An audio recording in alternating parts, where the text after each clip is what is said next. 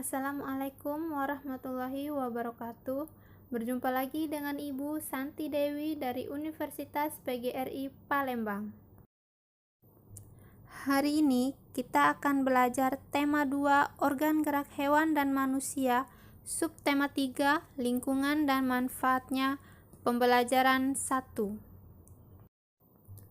Pada pembelajaran 1, ayo mengamati. Amatilah ilustrasi gambar pada halaman sebelumnya. Buatlah sebuah cerita berdasarkan gambar-gambar tersebut. Namun, sebelumnya kamu harus menentukan ide pokok tiap-tiap paragrafnya terlebih dahulu. Pengalaman di hari Minggu yang tidak kalah menariknya dibanding dengan Edo dan Benny adalah pengalaman yang dialami oleh Lani. Hari Minggu ini, Lani diajak ayahnya pergi ke Madura. Ayah Lani ingin membeli beberapa kerajinan gerabah untuk pelangganannya. Seperti kita ketahui bersama, bahwa Madura merupakan salah satu daerah penghasil kerajinan gerabah yang berkualitas tinggi. Sepanjang perjalanan menuju tempat produksi gerabah, Lani sibuk mengamati sekelilingnya. Lani takjub melihat potensi alam yang ada di Madura.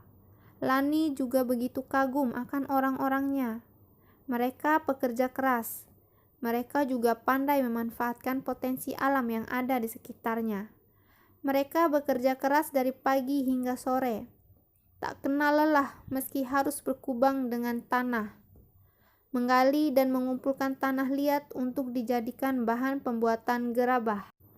Lani dan ayahnya sampai di tempat produksi gerabah. Di sana juga terdapat ruang pajang yang memamerkan berbagai hasil kerajinan gerabah.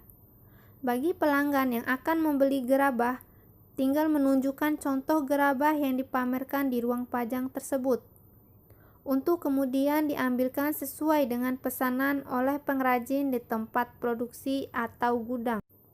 Wah, hebat kualitas gerabah-gerabah ini, sangat baik, puji ayah Lani. Benar, ayah. Jadi bingung memilihnya, karena semuanya bagus-bagus, kata Lani. Lani, memang harus begini. Kerajinan gerabah ini telah menjadi tumpuan nafkah masyarakat di sini. Jadi, mereka pun mengajarkannya dengan sepenuh hati. Mereka benar-benar menjaga kualitasnya. Mulai dari pemilihan bahan baku, proses produksi, finishing, pengemasan, hingga sampai pemasarannya. Jika mereka mengerjakan sembarangan, mereka lama-kelamaan akan kehilangan pelanggan yang pada akhirnya justru akan mematikan sumber penghasilan mereka. Jelas ayah Lani. Betul sekali ayah, kata Lani. Pada Ayo Membaca, dengan judul Gerabah dari Pulau Madura, salah satu warisan karya budaya yang sangat tua, luas persebarannya, dan mampu bertahan hingga sekarang adalah gerabah, yakni barang pecah belah dari tanah bakar yang dibuat secara tradisional. Gerabah juga dikenal dengan sebutan tembikar. Gerabah konon sudah dibuat manusia sejak mereka hidup menetap dan mulai bercocok tanam beberapa ribu tahun sebelum tahun Masehi. Dan kini masih kita dapatkan di seluruh pelosok Nusantara, tidak terkecuali di Pulau Madura. Pada situs-situs kebudayaan dan purbakala, banyak dijumpai gerabah atau tembikar yang difungsikan sebagai peralatan atau perkakas rumah tangga dan untuk keperluan kepribadahan serta penguburan mayat. Gerabah yang paling sederhana dibuat dan dibentuk hanya menggunakan tangan dengan ciri adonan yang kasar, dan bagian-bagian gerabah tersebut masih dipenuhi oleh jejak-jejak jari. Selain itu, bentuknya kadang tidak simetris. Tidak terkecuali di Pulau Madura, gerabah dibuat untuk difungsikan sebagai peralatan sehari-hari masyarakat setempat, yang dilakukan secara tradisional seperti apa yang dilakukan oleh para pendahulunya. Kesamaan pembuatan gerabah di Madura sekarang ini dengan para pendahulunya adalah proses pembuatan dan bentuknya yang masih tradisional, sama seperti gerabah-gerabah yang dihasilkan pada zaman terdahulu. Gerabah-gerabah yang dihasilkan oleh para pengrajin di Madura adalah gerabah yang dibuat dari tanah liat yang berwarna kuning dengan pasir halus. Tanah liat hitam dapat juga dipergunakan, tetapi kualitasnya kurang baik. Beberapa daerah di Madura menjadi penghasil gerabah, seperti di Mandala, Duko Rubaru, Yangkatan Keangean, Baragung, Padewama, Dalpengan, Pakaporan, dan Blega Bangkalan. Di antara daerah-daerah tersebut, yang sangat terkenal adalah Karangpenang, Sampang, dan Andulang, Sumenep. Kedua daerah tersebut memproduksi gerabah dalam bentuk genteng. Memang tidak semua daerah di Madura menghasilkan gerabah. Hal ini disebabkan karena tidak semua wilayah Madura memiliki struktur tanah liat yang dijadikan bahan dasar pembuatan gerabah. Secara umum, tanah-tanah di Madura mengandung pasir yang tinggi, karena Pulau Madura dikeliling oleh pantai, sehingga tidak bisa digunakan untuk membuat gerabah. Di antara daerah-daerah penghasil gerabah tersebut ada semacam perjanjian kerja untuk membuat barang-barang yang sudah ditentukan secara turun-temurun atau spesialisasi. Dengan spesialisasi ini, persaingan dapat dicegah. Gerabah Madura juga memiliki kekhasan lokal yang disebabkan oleh keahlian atau keterampilan pengrajin, tersedianya bahan, teknik pembuatan, dan teknik pembakaran. Dengan spesialisasi dan ciri khasnya itu, banyak kampung diberi nama sesuai dengan nama jenis tembikar tertentu. Peralatan pengrajin gerabah Madura adalah alat-alat tradisional yang tidak jauh bedanya dengan yang sudah digunakan pada zaman prasejarah. Alat-alat umum adalah cangkul, linggis, ember, dan alat-alat khusus seperti berikut. 1. Panombuk atau penumbuk berupa bulatan bertangkai untuk alat pembentuk bagian dalam. 2. Panempa atau penempa untuk pembentuk dan penghalus bagian luar berupa sekeping papan. 3.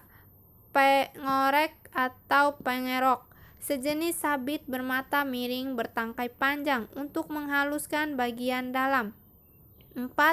Panyabungan, wadah air untuk menetesi gerabah dengan secarik kain agar mudah dihaluskan. 5.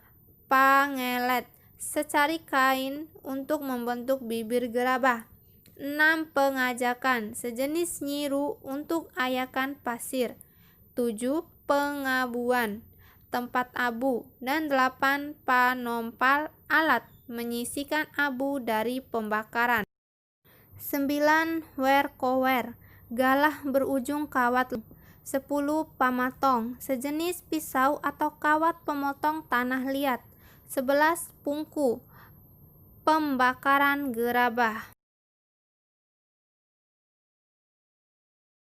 Adapun proses pembuatan gerabah dilakukan dengan tahapan-tahapan yang harus dilakukan secara berurutan. Proses pembuatan gerabah tersebut sebagai berikut. 1. Menyiapkan bahan berupa tanah liat. 2. Mengaduk tanah liat dengan dicampur air. 3. Setelah jadi adonan, diambil perbongkahan untuk dibuat bentuk kasar. 4.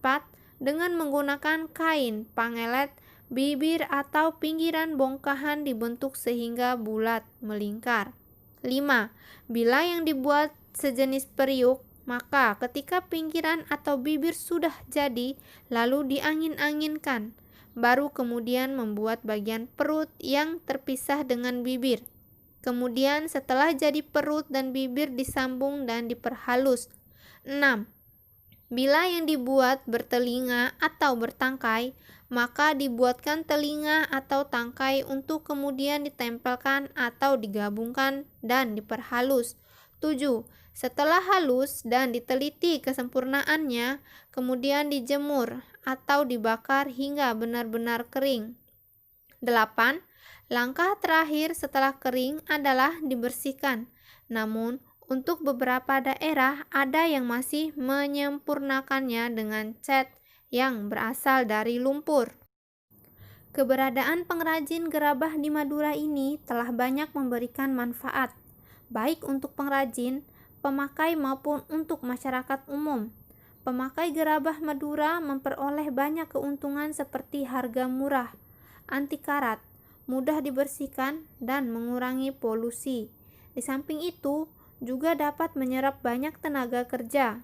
Kerajinan gerabah ini juga merupakan salah satu cara melestarikan warisan budaya yang telah turun-menurun.